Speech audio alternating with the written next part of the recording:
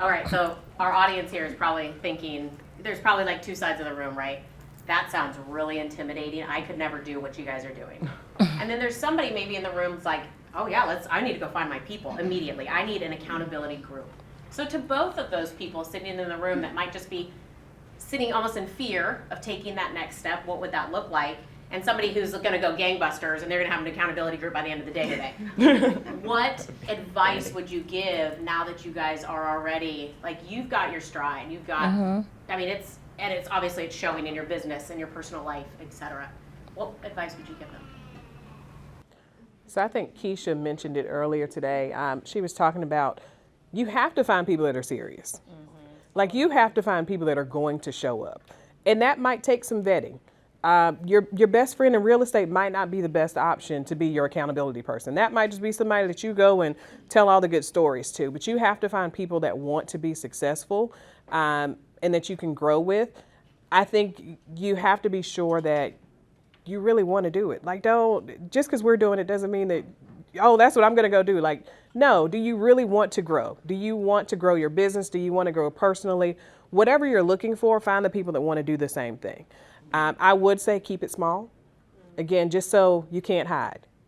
Make sure nobody can hide in the group. And then just do it. If it doesn't work, we've changed times, we've changed what we discuss, we've added, we've subtracted. So it's okay for it not to be perfect when you first started. But as long as you're dedicated to it and you all have the same goal, just go for it.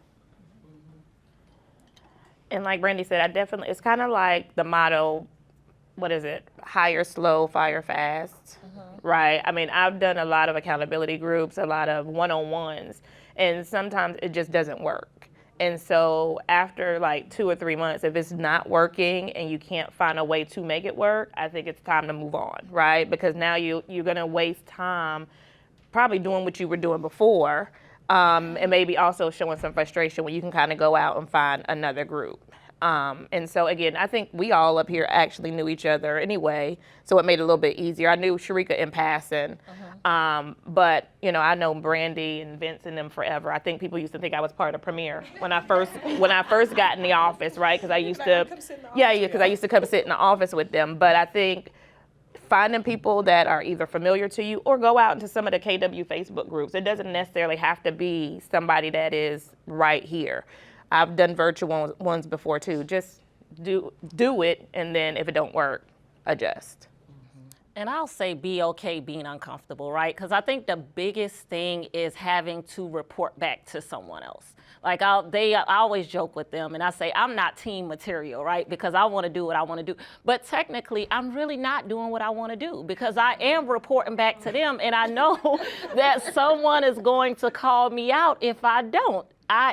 Especially these two right here, they're gonna call me out and I have to upload that 411. So I was sharing with them this weekend, I had visitors in town and I wanted to continue to hang out until not do anything until Monday morning and make excuses, but I had to pull that book out that Keisha made me purchase at family reunion. She texted me at family reunion and said, go get this book. So I had to pull this book out and start writing while I had company. So, I mean, be comfortable. And you uploaded yourself. And I did it myself because really I send it to her every week and say, upload my stuff. I don't know how to do this. Just go ahead and upload it. But be comfortable being uncomfortable. That's the biggest thing. Like, I know it sucks to have to, like, I'm used to, since I've been in real estate, I've always had a coach, but I'm also used to just being in my own world, right? And so having the accountability there is just, that's the biggest thing I could say is be comfortable being uncomfortable. And coachable. And coachable. Well, I am coachable. I mean, but I think that's Chip. But I think that's a big part of being it, right? We're all coachable. Yeah. So for me, I think it's, because you were saying if somebody's shying away from it or if they're, so for me, I think it's like, just get really clear on what your goal is. And don't be intimidated by the process of figuring out what your goal is, right? And we have lots of coaches in here, productivity coaches, and we got Michelle, you've got Teresa, and you've got Chip. These are people who are very, very clear on plans to help you achieve your goals, right? So the first thing that I would do is get very clear on what the goal is, right? And then you can put together a plan utilizing the resources that we have here in the office, right? So once you're clear on that goal, then I really think that your who or your tribe will show up. Does that make sense? Once you're clear on what it is that you're trying to do, and then other people also gain clarity on what it is that they're trying to do, I think it'll be easier to align with people. So it's not like get up from here today if you're not clear on your goal and just see somebody, I think I want to work with you, let's work together. It's really not that, because that can absolutely go in the wrong direction, right? Because you don't necessarily need to get in a group with people just to, you know what, and moan about the market, right? Because that's one thing that I'll say that we didn't do last year.